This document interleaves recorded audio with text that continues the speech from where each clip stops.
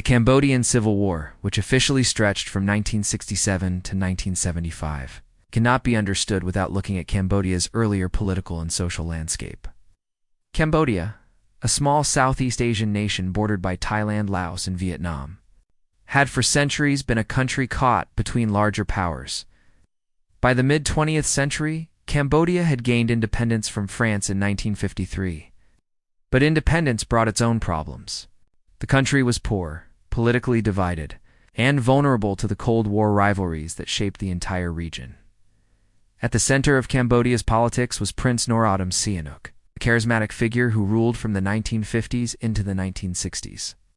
Sihanouk had immense popularity among many Cambodians, especially in the countryside, but his rule was not free of controversy. He attempted to keep Cambodia neutral during the Cold War, not aligning completely with either the United States or the Soviet Union, China. On paper, this neutrality looked like a wise policy. In practice, however, it left Cambodia exposed to both sides. North Vietnamese communist forces often slipped into Cambodian territory, using it as a safe haven, while the United States became increasingly frustrated with Cambodia's unwillingness to fully support its war in neighboring South Vietnam. Domestically, Cambodia was struggling with deep inequalities. The majority of Cambodians were poor farmers working in rice fields, while the ruling elite in Phnom Penh lived relatively comfortable lives. Corruption was widespread, and although Sihanouk spoke of socialism and reform, very little meaningful change reached the countryside. This gap between the rural poor and the urban elite provided fertile ground for communist ideas to take root. By the early 1960s, a small but determined communist movement had already begun to emerge, eventually forming the core of what would later be known as the Khmer Rouge. The first spark of civil conflict appeared in 1967 in Battambang province. The Somlaut uprising, led by peasants angry over rising rice taxes and abuses by local officials, was brutally suppressed by government forces. Although small in scale, this rebellion symbolized a growing dissatisfaction with Sihanouk's rule. For many peasants, the government no longer represented their interests, but instead seemed like an oppressive force. These feelings of alienation were cleverly exploited by communist organizers, who began portraying themselves as the true defenders of Cambodia's poor. International dynamics worsened the situation. The war in Vietnam was escalating dramatically. In the 1960s, and Cambodia's neutrality was being tested daily. The North Vietnamese Army NVA and the Viet Cong increasingly used Cambodian border areas as sanctuaries to stage operations into South Vietnam. Sihanouk, though uneasy, tolerated their presence, believing that resisting them would only invite disaster. This tolerance, however, angered the United States, which viewed Cambodia as a country indirectly helping its enemies. By the late 1960s, American frustration translated into action. The CIA began to build contacts with Cambodian officials who were opposed to Sihanouk, laying the groundwork for political change. Meanwhile, Sihanouk himself grew more isolated. His once strong popularity began to waver, partly due to economic troubles, partly due to accusations of authoritarian behavior, and partly because of his erratic foreign policy, the Khmer Rouge. Still relatively weak in the 1960s, began expanding their reach during this time, led by men like Pol Pot, Ieng Sary, and Khieu Samphan. They slowly built a base among rural peasants, particularly those who had suffered under government crackdowns. Their strategy was classic Maoist guerrilla warfare: live among the people, win their trust, and portray themselves as liberators against a corrupt regime. Thus, by the end of the 1960s, the conditions for a civil war were firmly in place. Cambodia had a government losing credibility, a communist movement gaining momentum, foreign armies operating inside its borders, and global superpowers ready to interfere. The formal outbreak of the Cambodian Civil War, 1967, was therefore not a sudden event, but the culmination of years of political weakness, social inequality, and international pressure. From 1967 to 1970, the conflict simmered. Skirmishes between government forces and communist rebels became more frequent. Sihanouk's government, though still officially in charge, was weakening. When he was eventually overthrown in 1970, Cambodia would plunge fully into war. But even before that dramatic moment, seeds of destruction had already been planted. The background of the Cambodian Civil War is thus a story of a small nation, caught in a storm far bigger than itself. On one side was the poverty and suffering of its people, creating fertile ground for revolution. On another side was the ambition and miscalculation of its rulers, who failed to address the grievances of the majority. And surrounding all of this was the Cold War, a global rivalry that turned Cambodia into another battleground in the fight between communism and capitalism. The period between 1967 and 1975 can therefore be seen as Cambodia's tragic slide from uneasy peace into full-scale civil war. Ow. It was not simply a fight for power. It was a struggle fueled by social injustice, political failure, and the destructive influence of international forces. To understand Cambodia's descent into civil war, one must carefully study the roles played by its two most important figures during this period, Prince Norodom Sihanouk and General Lon Nol. Their rivalry, their political maneuvers, and their alliances with foreign powers created the conditions that ultimately plunged Cambodia into years of bloodshed. Prince Sihanouk, born into the royal family, has been the dominant political figure in Cambodia since independence from France in 1953. Charismatic, flamboyant, and often unpredictable, Sihanouk styled himself as the protector of Cambodian independence.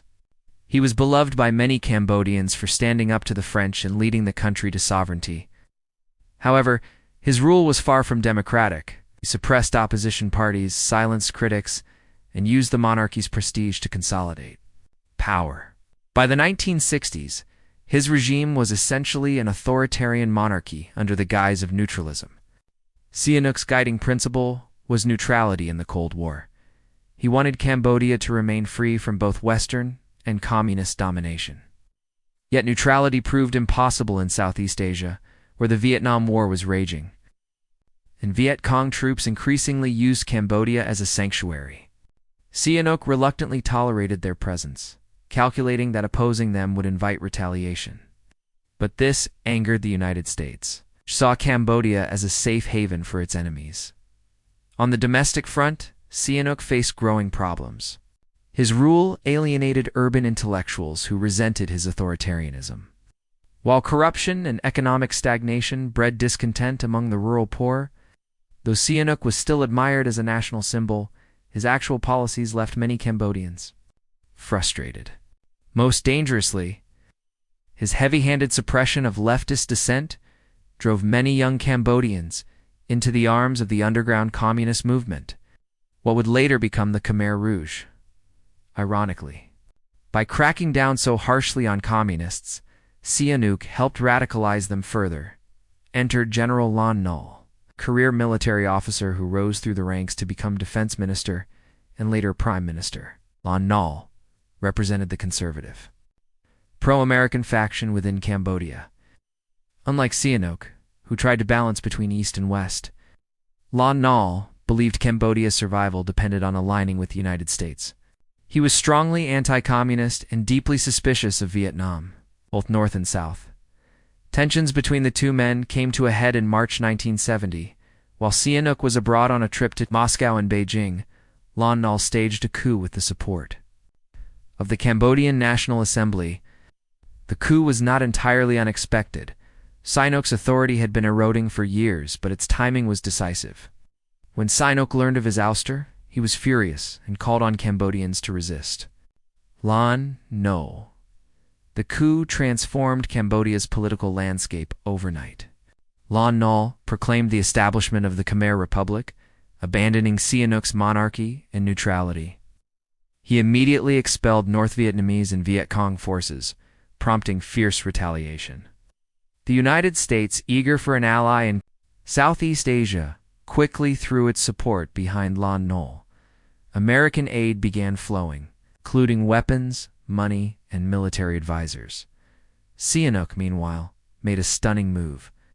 Instead of fighting for restoration through Western allies, he allied himself with his former enemies, the Khmer Rouge. From exile in Beijing, Sihanouk called on Cambodians to rise against Lon Nol's puppet regime. His voice carried enormous weight among the rural masses, who still revered him as the father of independence. By joining forces with the Khmer Rouge, Sihanouk unintentionally gave the communists enormous legitimacy and popular support. This rivalry between Sihanouk and Lon Nol defined the next phase of the Cambodian Civil War. Lon Nol's government, despite American backing, was plagued by corruption, incompetence, and weak discipline in the army. Soldiers often deserted. Government officials siphoned off U.S. aid.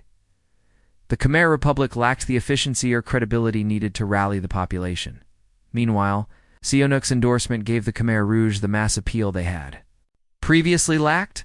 Though Sihanouk himself had no real control over them, peasants flocked to their ranks, believing they were fighting to restore their beloved prince. Over time, the Khmer Rouge grew far stronger than Sihanouk had ever intended.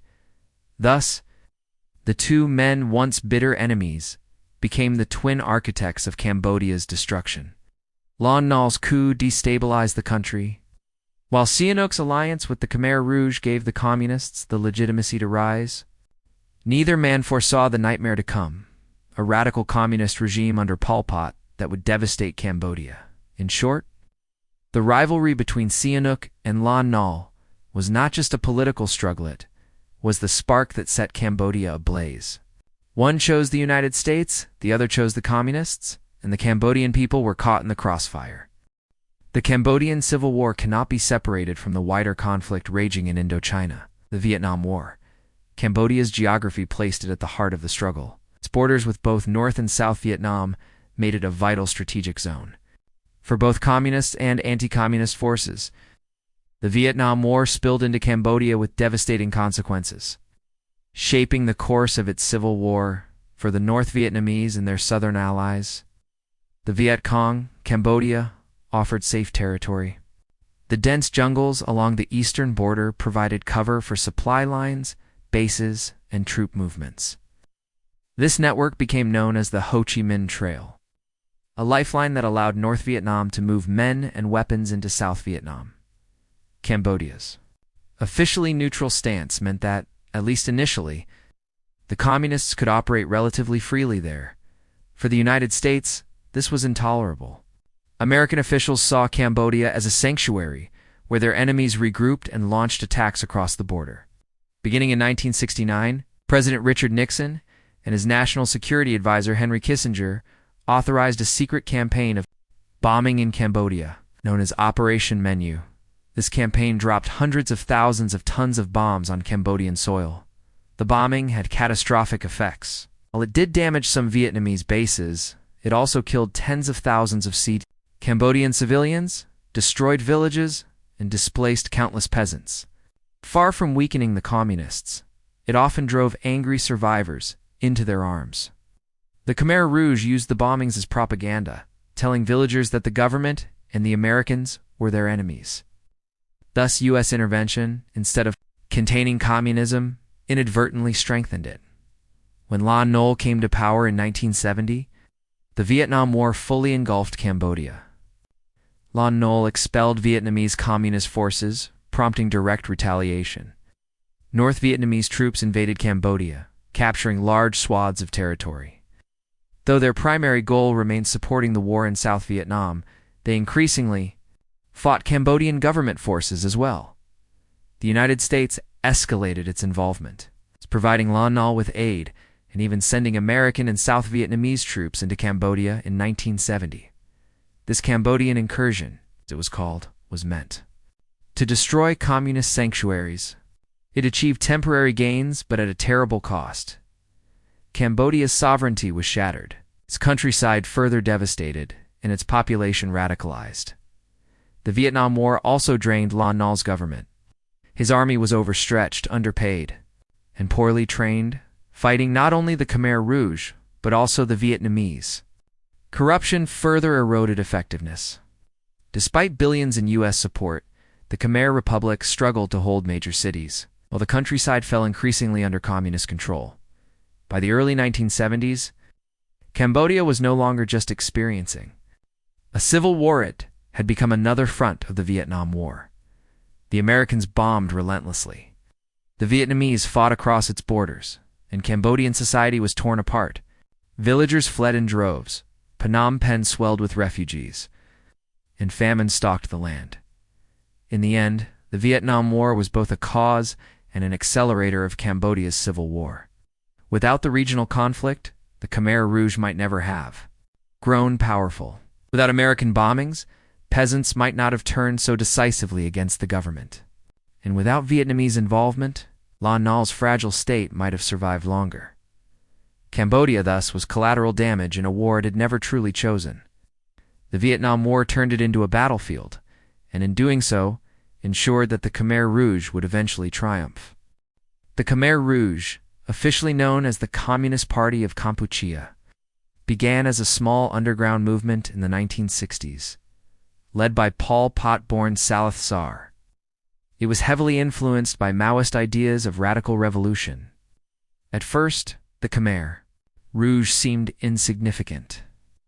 But within a decade, they grew into a formidable force that captured Phnom Penh in 1975.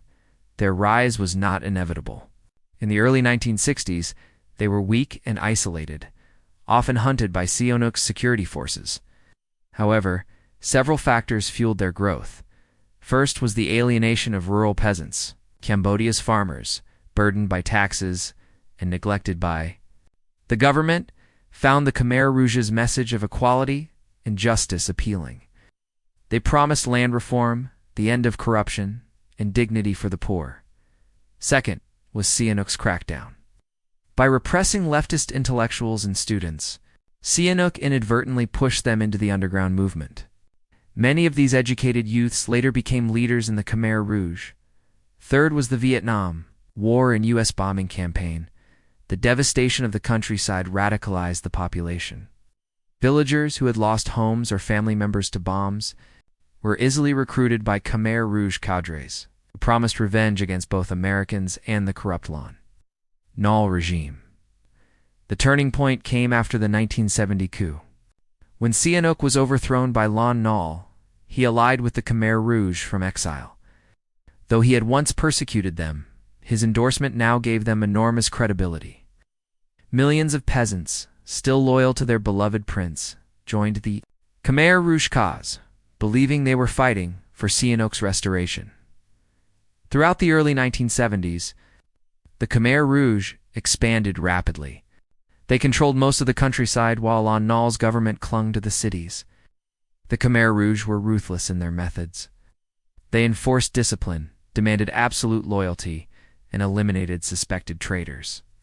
But they also provided order and, at times, redistributed land, which won them further support. By 1973, the United States had intensified its bombing. But this only strengthened the Khmer Rouge. They presented themselves as defenders of Cambodia against foreign aggression. Their ranks swelled with recruits, including children forced into service. In April 1975, after years of fighting, the Khmer Rouge launched their final assault on Phnom Penh. Lon Nol fled into exile, and on April 17th, the Khmer Rouge entered the capital victorious. Crowds initially welcomed them, believing peace had finally come. They did not yet realize the nightmare that awaited. The rise of the Khmer Rouge was thus the product of both internal and external forces. Internally, corruption, inequality, and repression pushed people toward revolution. Externally, the Vietnam War and U.S. bombings radicalized society and provided the communists with an endless stream of recruits. Sihanouk's endorsement gave them legitimacy, and Lon Nol's incompetence gave them opportunity. By 1975, what had started as a small guerrilla movement had become one of the most radical and brutal regimes of the 20th century. Their rise was not simply military, it was the result of a society collapsing under pressure. With the Khmer Rouge offering a dark but convincing alternative, the Cambodian Civil War ended in 1975 with the victory of the Khmer Rouge. But in many ways, the suffering of the Cambodian people had only just begun. The consequences of the war and the regime that followed were catastrophic. leaving scars that are still felt today. First, the human cost. During the Civil War itself, tens of thousands were killed in fighting, bombing, and massacres. But the real tragedy unfolded under the Khmer Rouge regime between 1975 and 1979. An estimated 1.722 million Cambodians, roughly a quarter of the population, died. Some were executed for perceived disloyalty, others starved due to famine. Many perished from disease and exhaustion in forced labor camps. The Khmer Rouge sought to create a radical agrarian utopia, abolish money, markets, schools, and religion. Cities were emptied, and millions were forced into the countryside to farm collectively. Intellectuals, professionals, and anyone associated with the old regime were targeted for extermination. Even wearing glasses could be seen as a sign of being bourgeois and lead to execution. Families were torn apart. Children were indoctrinated to spy on parents. Communities lived under constant fear, as even the slightest mistake could lead to death. The infamous Tuol Sleng prison S21 in Phnom Penh became a symbol of terror, where thousands were tortured before execution. The war also devastated Cambodia's economy and infrastructure. Bombings, fighting, and forced labor destroyed farmland and irrigation systems. Skilled workers were killed, and schools shut down, leaving a generation uneducated. Internationally, Cambodia became a humanitarian crisis. Refugees fled into Thailand and other countries, carrying stories of horror. Yet for years, the world struggled to respond. Partly because Cold War politics continued to shape international reactions, the suffering left deep psychological scars. Survivors endured trauma, grief, and loss that lasted lifetimes. Entire families disappeared. Communities were shattered. Trust was destroyed, as neighbors had been forced to betray each other. Even after the Khmer Rouge were overthrown by Vietnam in 1979, Cambodia remained in turmoil for decades. Civil war lingered. Landmines littered the countryside, and rebuilding was painfully slow. The shadow of the war and genocide haunted the nation. In summary, the consequences of the Cambodian Civil War were not just political, but profoundly human. A country that once hoped for peace and independence instead experienced one of the most brutal genocides of the 20th century. The war's legacy is a reminder of how quickly a society can collapse when corruption, inequality, and foreign interference converge, and how ordinary people pay the highest price.